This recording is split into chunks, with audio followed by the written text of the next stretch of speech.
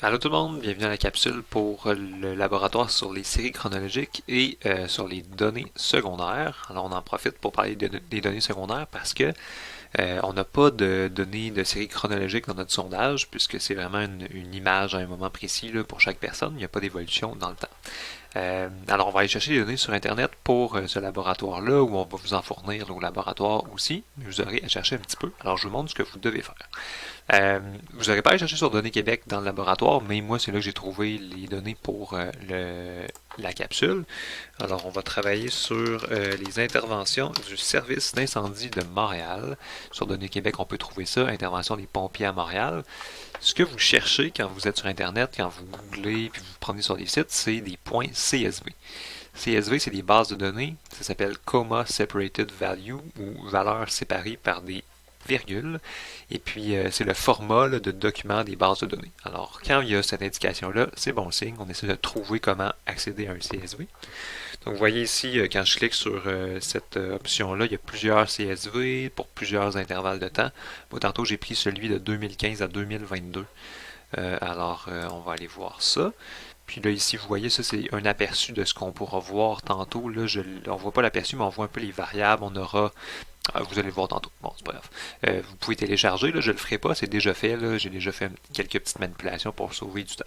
Alors, quand on télécharge, on va avoir quelque chose comme ça ici. Si tout va bien, ok, des fois il y a un petit peu de travail à faire, mais si tout va bien, on devrait avoir quelque chose comme ça. C'est possiblement en format CSV, donc ce serait bien peut-être de faire un CTRL A, de prendre la base de données puis de la copier-coller dans un Excel sur lequel vous travaillez dans le laboratoire. Ce serait plus facile comme ça. Donc, une fois que vous avez la base de données, ben là, on travaille avec ça. Généralement, vous allez avoir une observation par date, par exemple, dans ce que vous allez faire dans le lab. Mais moi, j'ai dû travailler un petit peu plus fort parce que j'ai vraiment la liste de toutes les interventions du service d'incendie de Montréal par date. Ok, donc, pour une même date, vous voyez, il y a plusieurs interventions. Par exemple, ici, le 19 janvier 2018, ben là, on voit qu'ils ont été premiers répondants. C'est la caserne 34 qui a répondu dans la ville de Montréal. On a l'arrondissement. Des fois, il y a des petits problèmes avec les caractères. Là, vous voyez, là, les accents, ils posent problème. La division du service, le nombre d'unités qui ont été envoyées, exactement l'endroit précis de l'appel. Alors, voilà, pour chaque intervention, on a ça.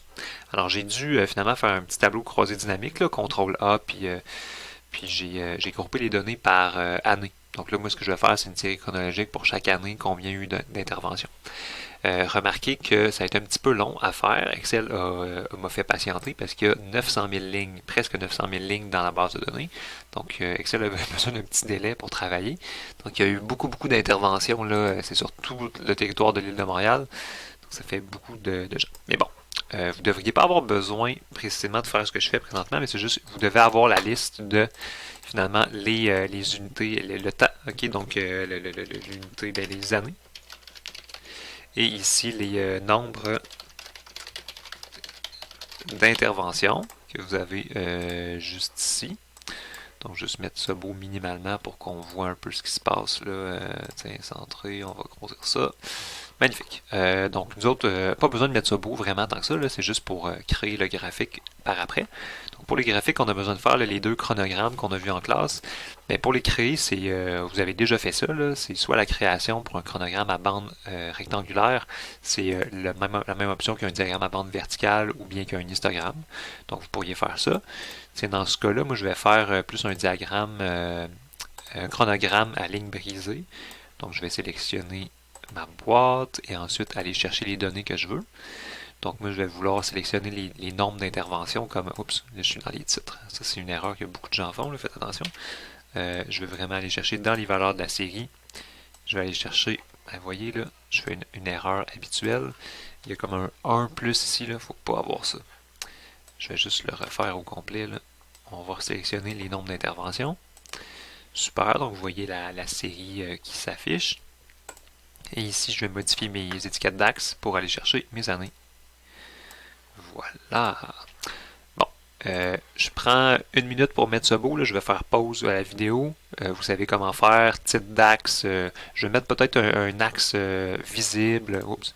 Un titre qui suit les normes. Okay, donc, je fais ça et je vous reviens. Alors, ben, vous voyez de quoi ça a l'air là. Vous avez le nombre d'interventions par année. Vous avez, bon, j'ai rajouté les titres DAX, j'ai rajouté les axes. Mon titre, c'est évolution de la variable, donc du nombre d'interventions.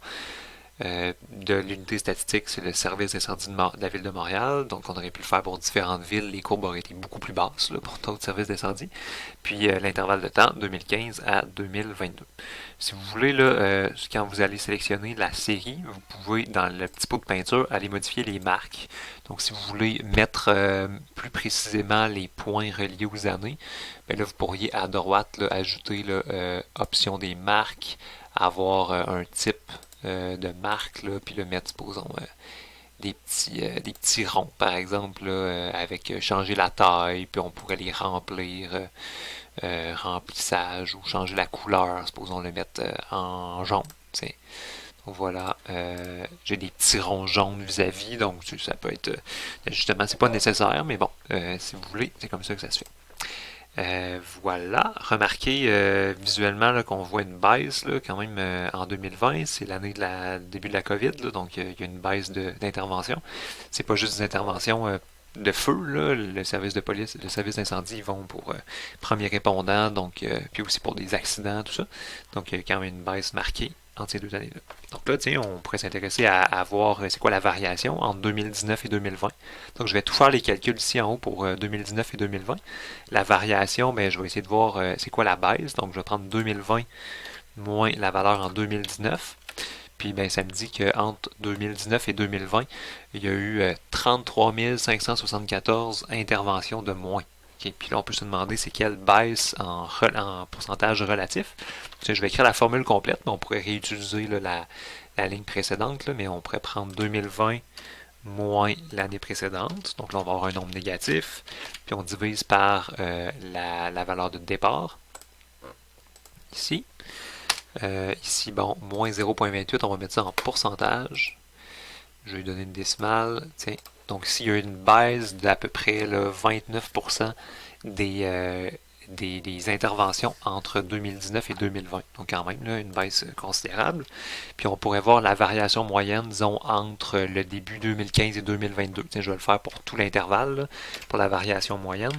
Donc je vais prendre par exemple la valeur de la fin, moins la valeur du début. Et je vais diviser par l'intervalle de temps, ici qui est 7 ans là, de différence. Donc je vais diviser par 7. Je pourrais aussi là, faire vraiment là, 2022 puis soustraire 2015, comme ça. Et là, on voit finalement qu'il y a eu une baisse entre 2015 et 2022. Là, on voit que ça remonte post-pandémie. Mais il y a eu une baisse, si on traçait une ligne entre le point du début et le point de la fin, il y aurait une baisse moyenne de 928 interventions par an.